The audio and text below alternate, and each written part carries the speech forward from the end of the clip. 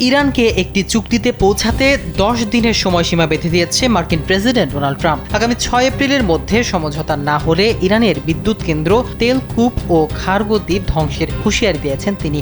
সোমবার হোয়াইট হাউসের ব্রিফিংয়ে প্রেস সেক্রেটারি ক্যারোলিন লেভিট জানান, ট্রাম্প দ্রুত চুক্তি চান এবং লক্ষ্য অর্জন না হওয়া পর্যন্ত অভিযান চলবে। তিনি দাবি করেন, আড়ালে আলোচনা অগ্রগতি পাচ্ছে এবং ইরান কিছু শর্তে সম্মত। লেভিট বলেন, হরমুজ প্রণালী দিয়ে তেলের ট্যাঙ্কার চলাচল পুনরায় শুরু হয়েছে এবং শিগগিরই 20টি জাহাজ পার হতে পারে। শুল্ক আরোপ হলে তা মেনে নেওয়া হবে না বলেও সতর্ক করেন তিনি।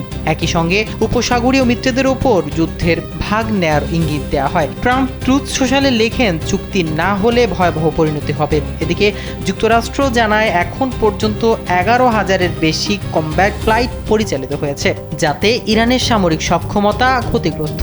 আরও চাপ বাড়াতে অতিরিক্ত সেনা ও যুদ্ধ জাহাজ মোতায়েন করা হচ্ছে, যার মধ্যে ইউএসএস ট্রিপলি ও ইউএসএস বক্সার উল্লেখযোগ্য। পাশাপাশি 82তম এয়ারবর্ন ডিভিশনের প্যারাট্রুপার প্রস্তুত রাখা হয়েছে দ্রুত মোতায়েনের জন্য। পরিস্থিতি ঘিরে উত্তেজনা ক্রমে বাড়ছে এবং কূটনৈতিক সমাধানের সম্ভাবনা নিয়ে অনিশ্চয়তা রয়ে গেছে। আন্তর্জাতিক বিশ্লেষকরা বলছেন, উভয় পক্ষের কঠোর অবস্থান সংকটকে আরও জটিল করতে পারে এবং আঞ্চলিক নিরাপত্তা নতুন ঝুঁকি তৈরি করতে পারে।